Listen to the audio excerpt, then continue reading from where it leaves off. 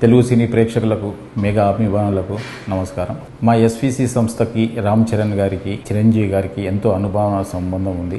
మా ఇద్దరి మధ్యలో చరణ్ గారికి నా మధ్యలో మంచి రిలేషన్షిప్ ఉంది. నేను అభిమానించే హీరోల్లో రామ్ చరణ్ గారు ఒకరు. ఆయనని అవమానపరచడం కానీ, ఆయనని కించపరచడం కానీ నా జన్మలో నేను ఎప్పుడు చేయను. నేను ఇచ్చిన ఇంటర్వ్యూలో ఆయన గురించి చిన్న మాట దొల్లినా అది నా తప్పే.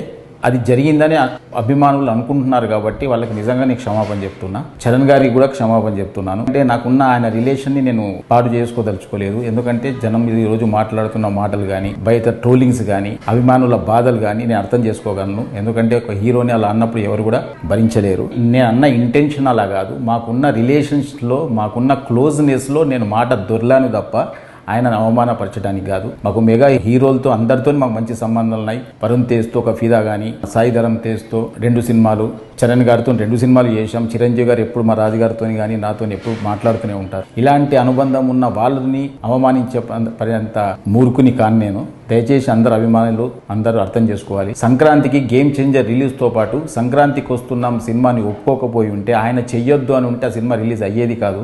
ఆ రోజు ఆయన మనసు గొప్పది కాబట్టి ఆ రోజు ఇబ్బందులో ఉంటారేమో ఫైనాన్షియల్గా అనుకుంటూ కూడా ఆయన, ఎందుకంటే పెద్దగా బడ్జెట్ అయిన సినిమా కాబట్టి మీరు మంచిగా దీన్ని కూడా రిలీజ్ చేసుకోండి అని ఒక గొప్ప మనసుతో ఒప్పుకున్న వ్యక్తి ఆయన. ఆయనను ఎందుకు అవమానపరుస్తాం? దయచేసి నేను ఆయన మాటలు కానీ అపార్థం చేసుకుంటే ఫ్యాన్స్కి అందరికీ నేను క్షమాపణ చెప్తున్నా. దయచేసి మా రిలేషన్ పాడు చేయొద్దు. మాకు మళ్ళీ నెక్స్ట్ ఒక ప్రాజెక్టు రెడీ అయింది. నెక్స్ట్ చరణ్ గారితో సినిమా తీయబోతున్నాం.